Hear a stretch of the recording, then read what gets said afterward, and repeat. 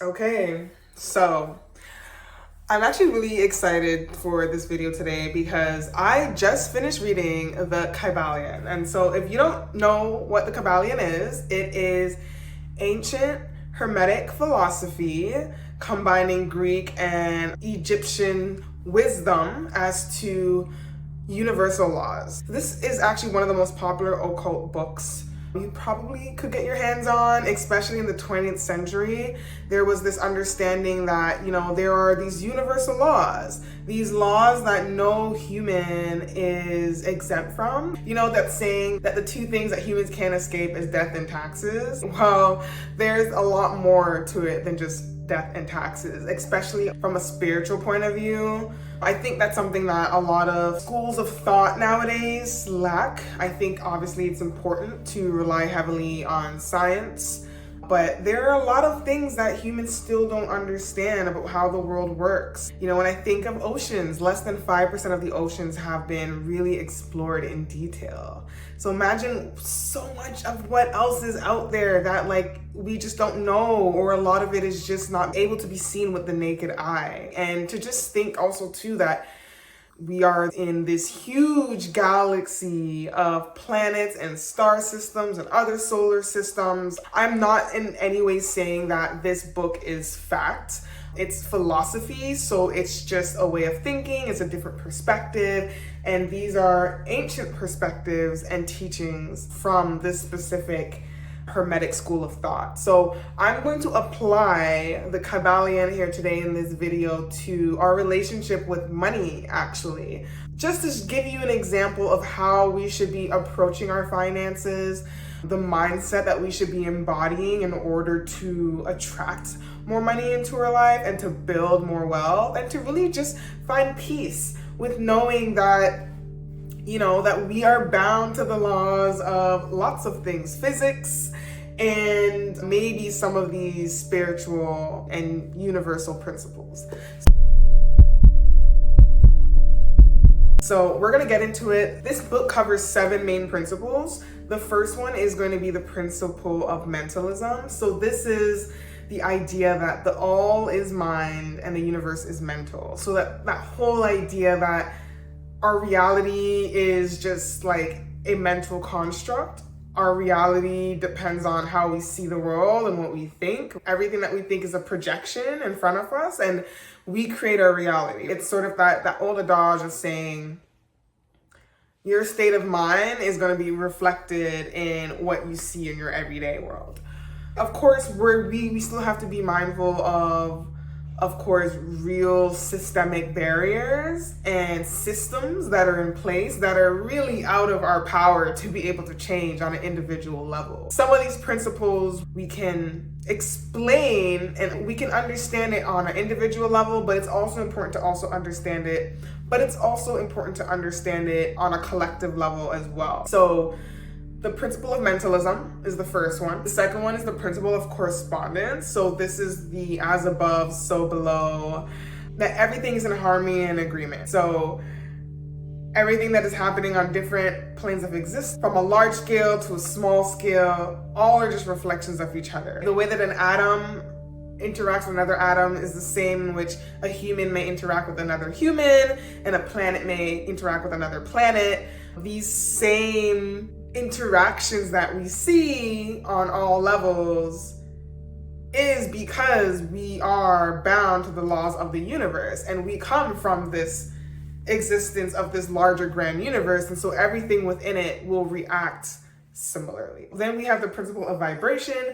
So nothing rests, everything is in motion. That is actually one of the first things that I learned in physics, is that nothing is really at rest. Everything has some motion. Even a rock that you're seeing that looks still, there is energy happening within that rock. This is why I say everything has life. Sometimes science tells us that there are items that are devoid of life, or that because we're human, we're somehow just better than all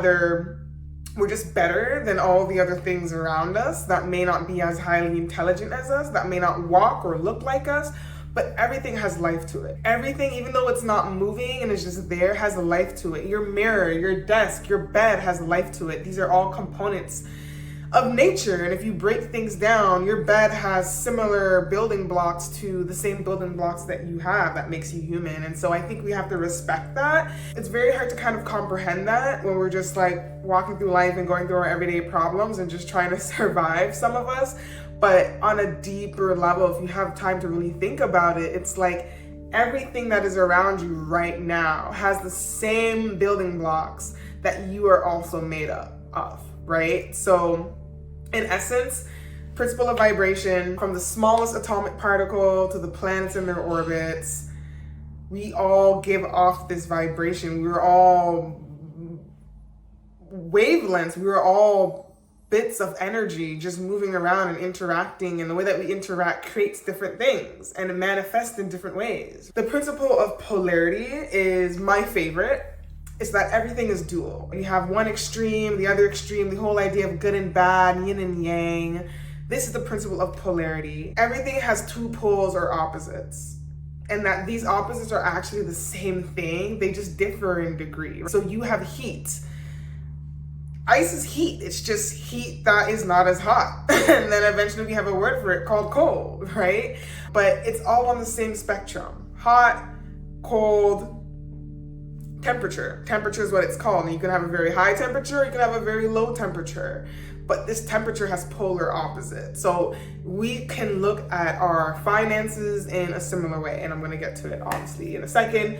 Then the fifth one is principle of rhythm. So this is the idea that everything flows out and in. Everything has its tides. For all my, I don't know, Aquarius, air signs people out there, you know, that love to be in flow, water signs. This is your element. This is your universal law that comes naturally to you, right? The principle of rhythm. The swing manifests. You're gonna have highs in your life, you're gonna have lows, and you have to be able to withstand the everyday fluxes of life, right? And I think air and water signs, when it comes to astrology, are probably really good at that. I'm an earth sign, so I like stability. I do not like change whatsoever. 6 is the principle of cause and effect. So every cause has its effect. Every action has a reaction. When we talk about karma, we're talking about it from a spiritual angle. Everything you do has a consequence, good or bad consequence. And this is why we need to be mindful and intentional about the actions that we take in our everyday lives. Everything has a consequence, a reaction, a cause, and an effect. Then the last principle is, or law, is the principle of gender. The law of gender. So gender is in everything. This is such an interesting principle because right now in the day and age of gender wars and people thinking that they know what it is, what it's like, or what it should be to be a man or woman, crazy to me, because what the principle of gender teaches is that there's gender in everything. So we all embody both masculine and feminine aspects. Gender manifests on all planes. So just because you were born a boy doesn't mean that you can express yourself in a more feminine way. And we're starting to realize this, right? When it comes to gender, is that gender can be expressed in so many different ways. And I think really understanding that your gender doesn't make you who you are, even though society puts you in this box and tells you you have to be this certain way because you look like a girl or you look like a man. Gender exists in everything, and you can be whatever the hell you want to be. Whatever you want to be, your sex shouldn't determine how people treat you, and you should be able to express yourself however you may feel like, and to go after things in life in whichever way feels good to you. 1, the principle of mentalism. The mind is all, we construct our reality. So we have to first of all understand, when it comes to money and building wealth, that wealth is a construct. Humans made up the idea to create currencies to exchange with one another, goods and services. And I think it's it is such a beautiful idea, but like anything can be corrupted. And we do realize today that money can be used to do horrible things, but money can also be used to do really amazing things. But I think we first need to understand that when it comes to money, is that money is a construct. Humans made it up. So although, yes, it plays a large importance in our lives and the ability for us to live quality lives, shouldn't get all hussy and fussy about something that really is just a thought that has been expressed, and that expression has become a way that society has determined to live their life around, right? The way that we think about our money too and wealth influences our financial decisions. So this is where mindset comes into play. As a wealth coach, that is the primary thing that I work on with my clients is, what are your belief sets around money? How do you view money? And can your view actually be creating resistance to you actually calling in the money that you want in your life? So if you don't think that you're deserving of a certain amounts of money, if you don't think that you are responsible enough or capable of managing certain amounts of money, then it's going to be very hard for you to want to call in certain amounts of money into your life and to feel safe when that money comes and arrives. Sometimes when we think about people that sabotage their financial opportunities, people that win the lottery and then 5 years later they're broke again. These are people who maybe don't feel safe with money. So even when you get money and you get these great opportunities in your life to build wealth, you waste it and you sabotage it. But I think it's really important to understand that our mind is going to create our reality, and not all of it is your fault. I'm not saying all of it is attributed to your mindset. There are other factors at play, but the one area of your life that you can control and that has the most impact on the quality of life you're going to be able to lead is your mindset, no matter what obstacle, because everyone faces obstacles, right? Everyone has their own obstacles. Everyone's obstacles look different. Some people, yes, might have more obstacles than others, but it's always going to come down to how are you going to respond? And that is why I always say mindset is so important. I know sometimes people don't want to hear it. I know sometimes that we have to be mindful, we have to be careful that we're not disregarding real systemic barriers and systems that are in place to oppress people, because I should know better than anyone at this point. I am probably one of the most marginalized people on this earth because I am a Black woman, right? I am marginalized because of the color of my skin and because of my gender. So I have sort of like two sort of barriers working against me. And some people have three, right? If you are part of the LGBTQ plus community, come from a certain religion, some people are marginalized more than I am. There definitely are people that are more marginalized than me, and we need to be mindful of that. And we need to be doing the work every day, the active work to destabilize these oppressive systems and these systems of inequality. But as we do that, we have to have the mindset that we can overcome. And if you do not have that mindset to overcome, it's going to be really impossible to overcome something if you don't have that inner urge to be resilient and to fight for what you want in life. No one is immune to that. So you have to not only take action, but you have to believe that you can achieve the things that you want in your life and to go after it. Then the second universal law is, so now we're coming back to the principle of correspondence. And this is the idea that there's correspondence between different levels of reality. And so we have to understand that there are principles governing wealth, not only on an individual level,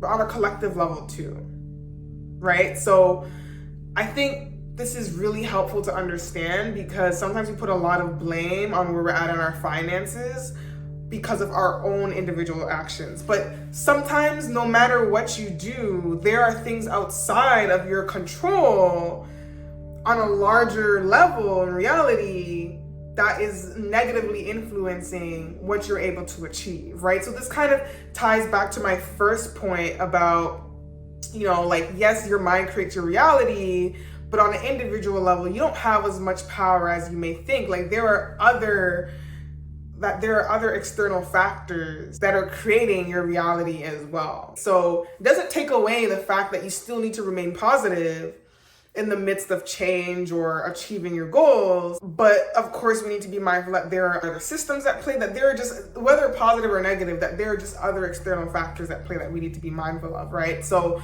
when we talk about wealth, we have to think about supply and demand. Maybe right now in your business, you're not making as much money, and maybe it's not because you aren't using a right marketing strategy to call in more money in your business. It could just be that the economy is doing really poor right now. Maybe it's a recession. Maybe for some market reason, whatever you are supplying people is not as much in demand right now.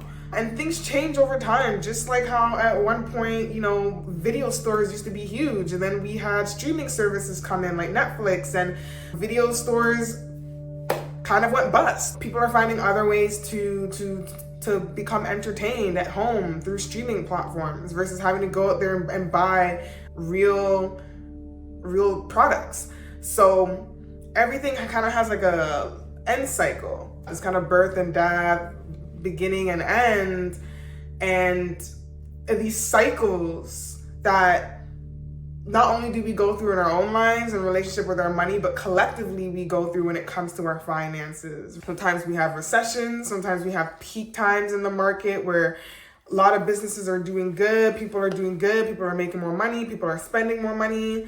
So things change and things are in flux. And so there can be things outside of your control when it comes to finances that could be positively or negatively impacting your finances that you need to be mindful of.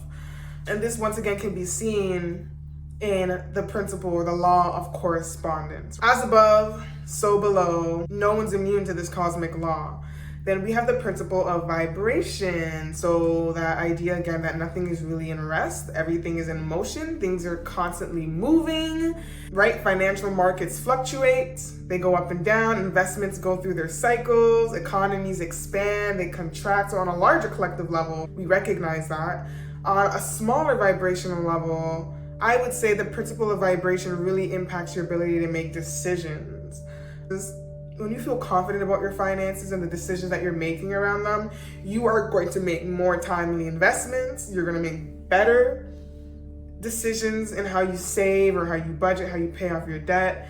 And when you're coming from a place that you aren't as confident, you aren't as in alignment, or you don't have as healthy of a relationship with money, your mindset, that vibration, that affinity to have this healthy relationship with your money, if that is not there, you are less likely to see the physical benefits or the results of being able to better manage your finances. You are not going to see as much of the fruit of your labor if you don't know how to plant the seeds to begin with, or you didn't have the best seeds to begin with. So vibration is really important. You know, so everything is vibrating. Everything, when you think of people in your life, you are attracted to people that make you feel good, that rise you up, that the good vibrations. I always love that Beach Boys song. Na na na na, good vibrations. Like you want to be surrounded by people that give off good vibrations. So it's the same thing. Anything in life, any goal that you're working towards, you want to associate yourself with the actions that are going to bring you closer towards your goals. And you have to feel good about the actions that you are taking in order to call in that specific goal into your life. Then I would say the principle of polarity, which is my favorite principle, because I think in a world right now where there are a lot of controversial discussions going on, when we have like high stakes political elections, we have two ideological parties constantly fighting, constantly at war.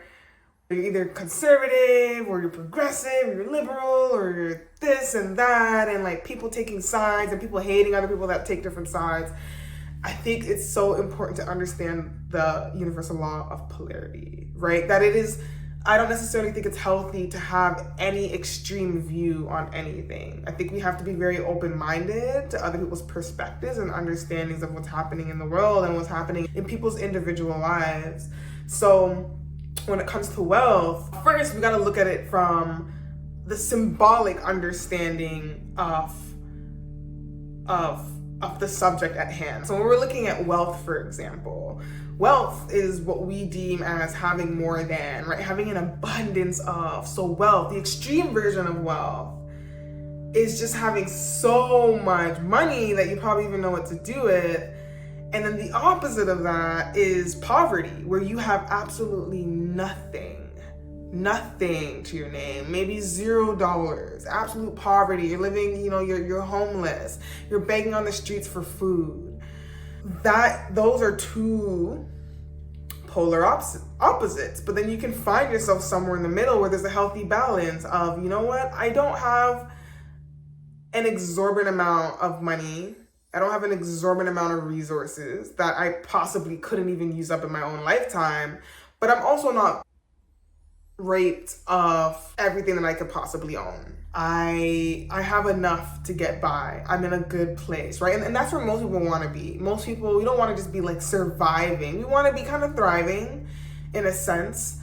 We just want to feel good. We want to feel stable. We want to feel like we are able to meet our everyday basic needs and demands. And for the most part, if we're able to do that, we're pretty satisfied, right? And that's really where we should be aiming for. Obviously, I don't think much people are aiming to be any lower than that. Much people are aiming to be much higher, to be on the wealthier side.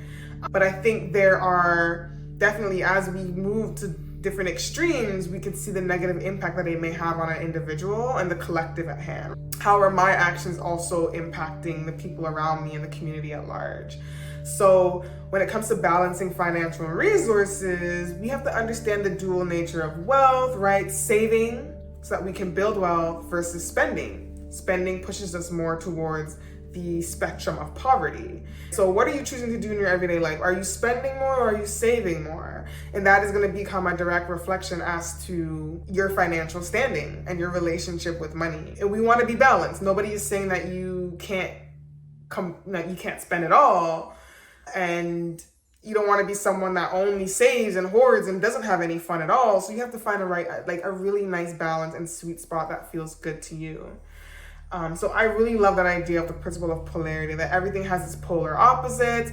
For me, I feel like you kind of want to find that window of resilience. That window of resilience is going to be right in the middle, balance. We always talk about balance, that nature always tries to seek balance.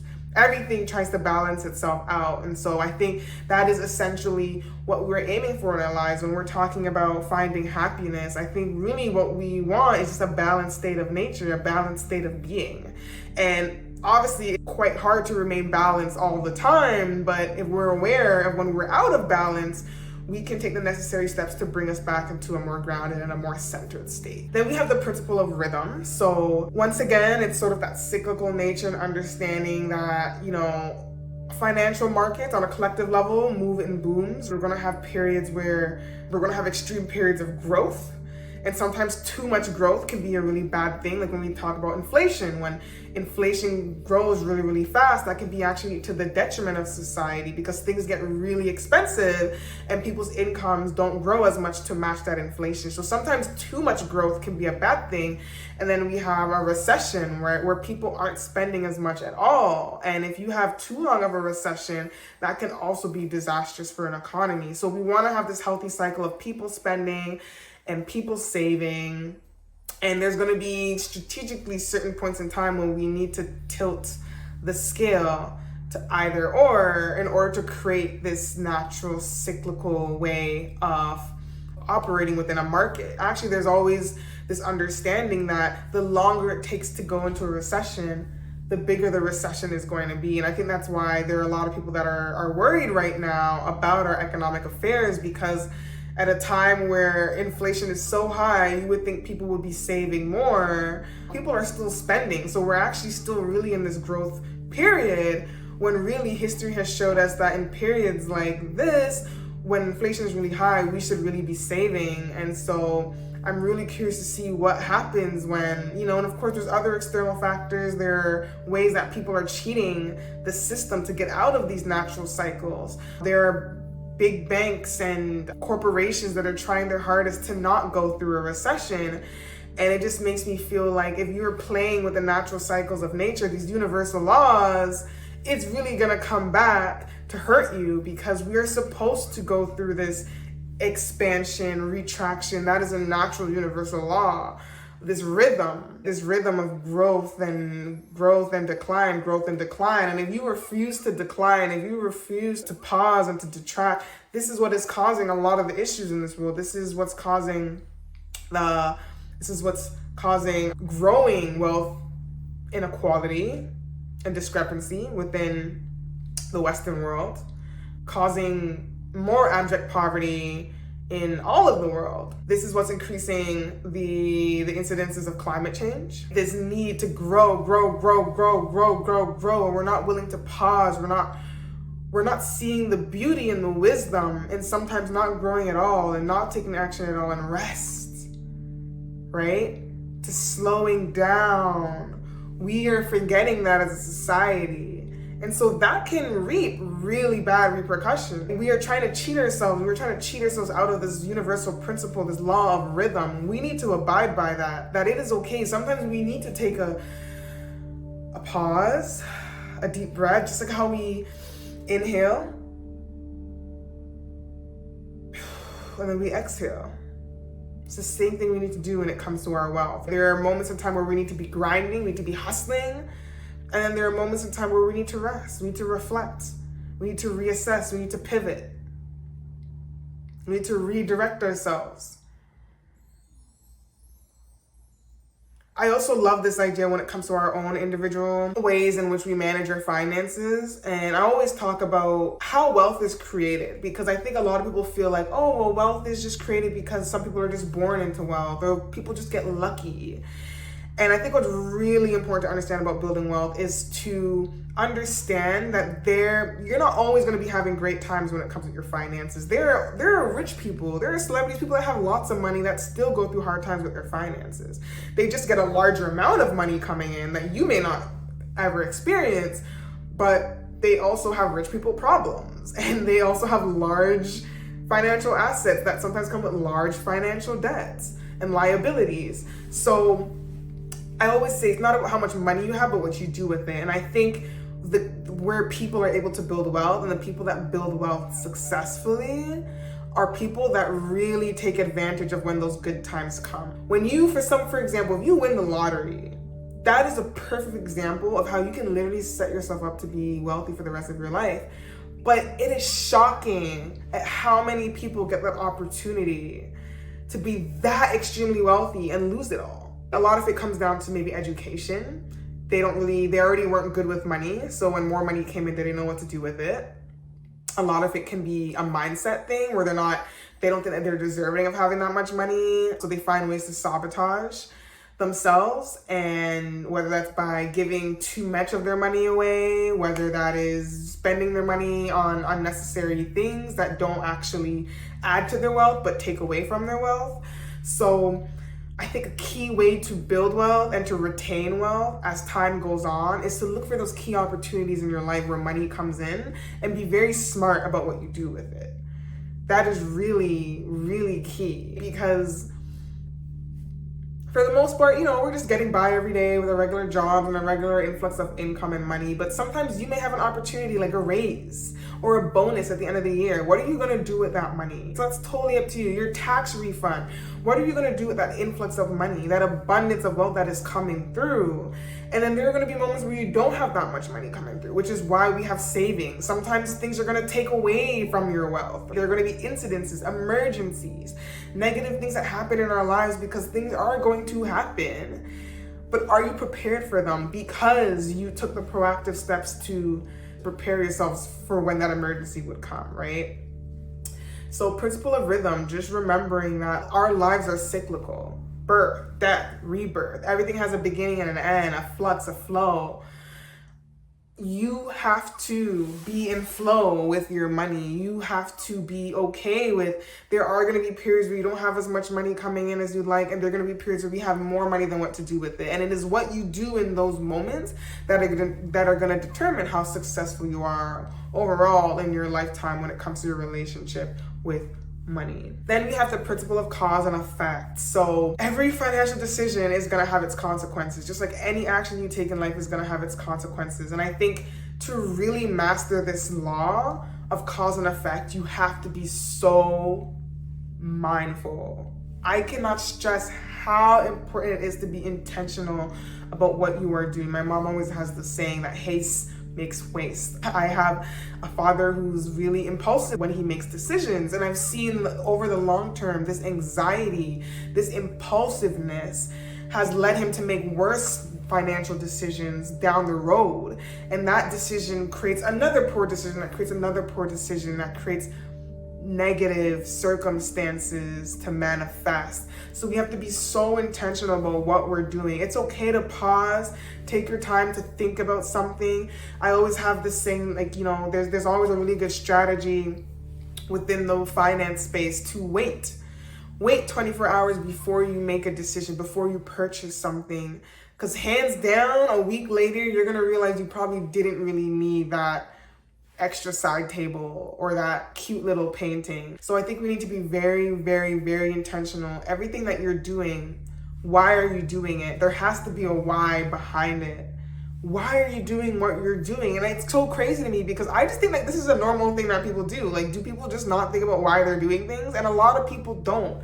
A lot of people don't take that time to sit and reflect and see where they are in their lives and ask themselves, to take accountability, to ask, why am I here? Why am I unhappy? Why am I feeling happier today? What has happened in my life that has made me have a more positive outlook on my life? What has happened? How did I get to a place? Why did I get to a place where I was able to achieve a goal? Why have I not still yet achieved that goal that I am working on? Why? When you look at why is the single most powerful word, I think, in the English vocabulary that can change your life. Because the more you start asking yourself why, the more the answers will start revealing themselves, and the more you will be able to master this principle of cause and effect. Because you will understand what the cause was and the effect of it, and how to ensure that the next cause is going to have a positive effect on your life instead of a negative. You get to determine the cause and why that cause exists and why you are creating that cause. I think it's just super, super, super, super powerful. And it's a lesson for us. It's a learning example for us to learn from our past mistakes. When we look back in hindsight, that is the best way to incite change, to look back and reflect on what went wrong. Why did I do what I did? How can I learn from it so I don't repeat the same mistakes? Cause and effect is such a powerful law, a universal law that nobody can escape, right? When I'm talking about, when we say universal laws, this is why this book was written.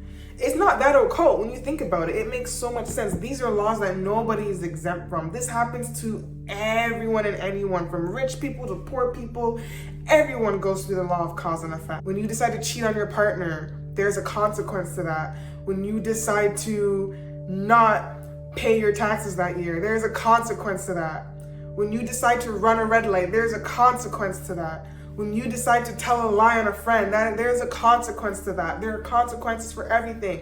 There is a consequence for you investing your money. And it's a positive consequence. By you investing your money, you are working less and having money work for you. You are building wealth. You are buying back your time. That is a positive consequence. That is a positive effect because of the cause that you decided to take. So be very, very, very mindful. Very mindful. Another one of my favorite universal laws. I love all of them, but there are some just because of the experiences that I've gone through in my life that have just so much more meaning to me and have really helped me to get by in life. Like the universal law of polarity, when it comes to being open-minded, has really helped me. It's really helped me to not take sides, to really show compassion, to be sympathetic to people's experiences and why they believe and why they do what they do.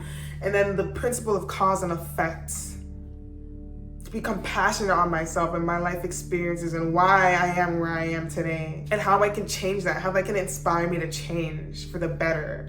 Then the last principle is the principle of gender.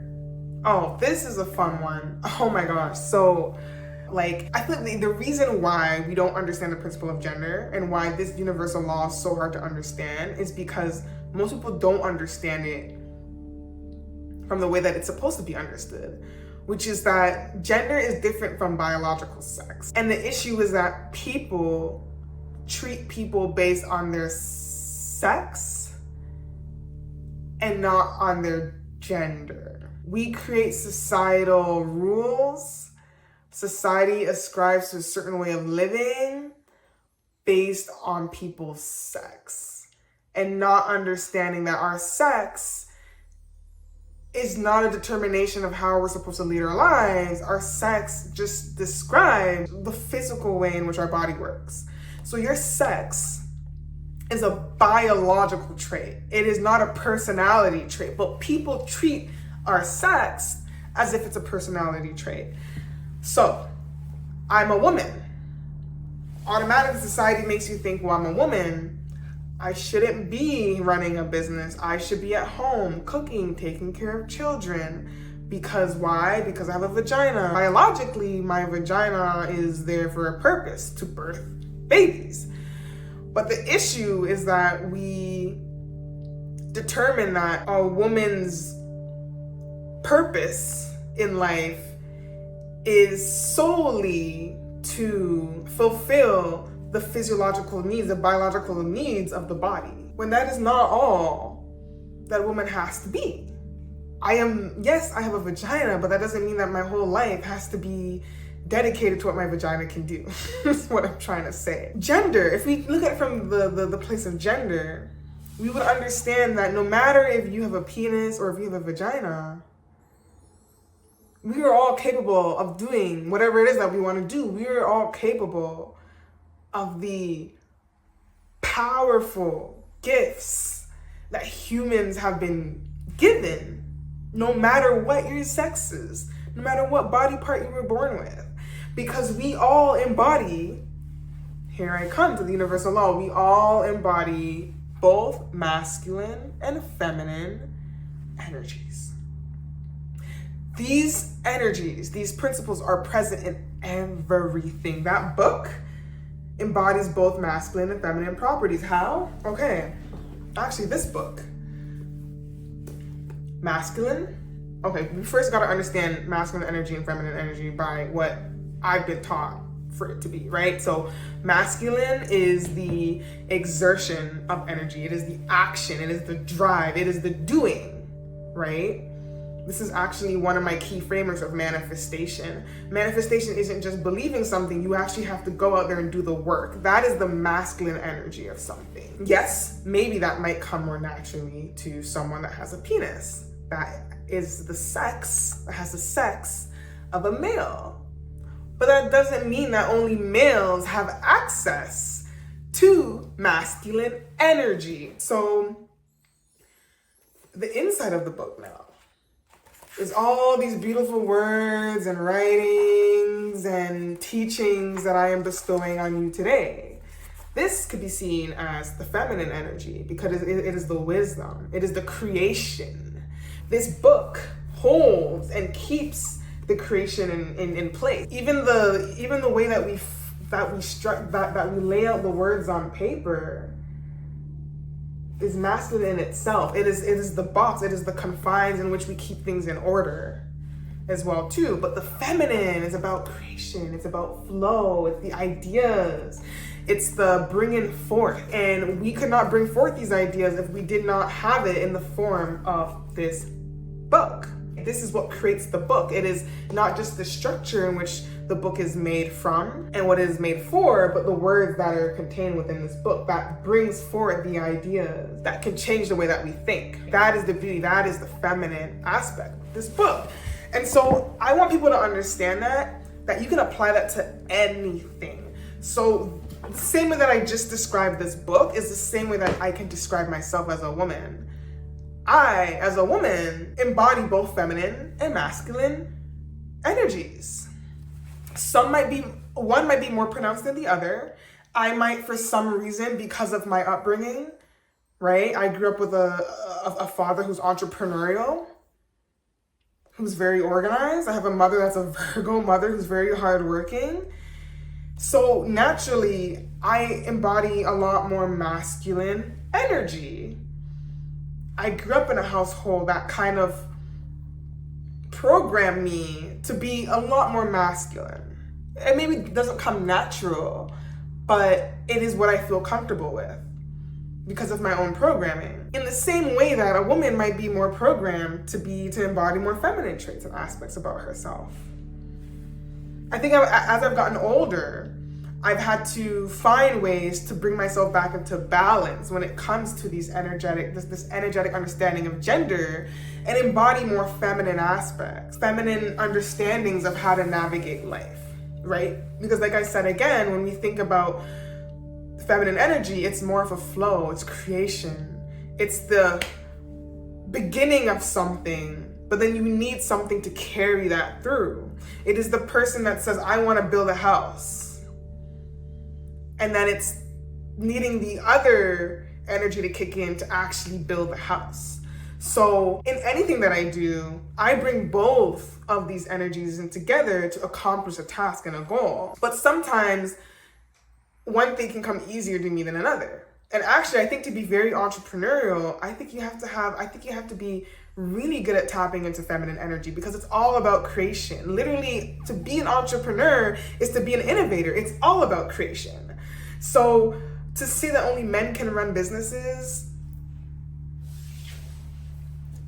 makes no sense to me, because anybody can run a business in the first place. And actually, if you want to go by traditional gender roles, men who are running businesses are actually the real bitches, because to run a business, you have to embody a lot of feminine ass energy to do so. So really, honestly, this whole idea of like gender roles is just so stupid to me, because everybody embodies a little bit of both and should.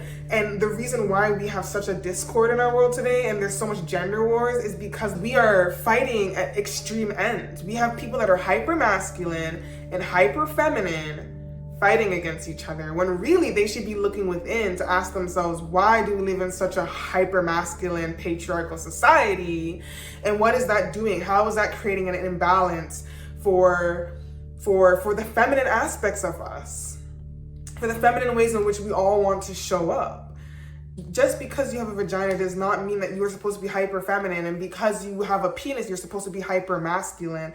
And there are going to be people that have a range in how they express their gender, no matter what their biological sex is. And I think we need to respect that.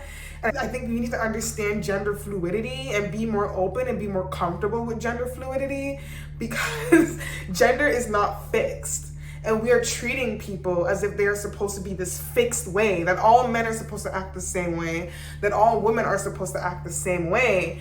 And that is far from the truth. I'm tired of this shit. The principle of gender explains it. People need to stop with this nonsense. Like, it's just so ignorant to me. And yes, you can argue, okay, maybe as a woman, if your sex determines that you embody one energy more than the other, that's great, you can argue that, but it still doesn't mean that people aren't allowed to be gender fluid and to express themselves differently.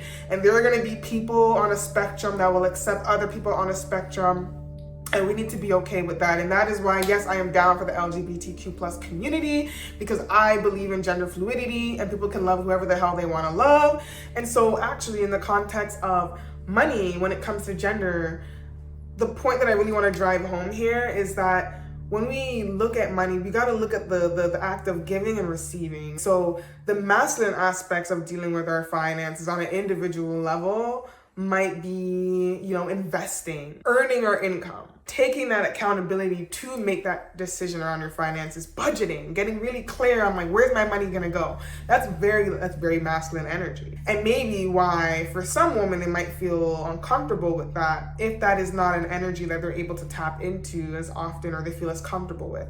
For me, that is, the masculine energy comes really easy for me. I love that. I thrive off of organizing and planning and all of that stuff. So budgeting comes much more easy for me based on my personality type and my own social conditioning. More receptive strategies, though, might be saving. You might feel really good about that receiving aspect of working hard for something and seeing it be reflected back in your account, right?